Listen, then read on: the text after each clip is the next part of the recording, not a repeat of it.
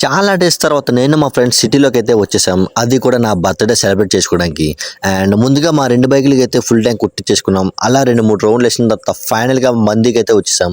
అది కూడా హబీబీ మంది. ఎక్కడైతే లోపల చాలా సూపర్‌గా ఉంది ఫ్రెండ్స్. అండ్ ముందుగా మేమైతే ఎంఎం ట్రీకి వెళ్ళాం. అక్కడ ఖాళీ లేకపోతే పక్కనే ఉన్న హబీబీకి అయితే వచ్చేసాం. ఇక్కడైతే మెయిన్‌గా మందిసే సర్వ్ చేస్తున్నారు. అండ్ నాకైతే ఇదే ఫస్ట్ టైం మండికి రావడం. వచ్చి రాగానే మాకైతే సూప్ ఇచ్చారు.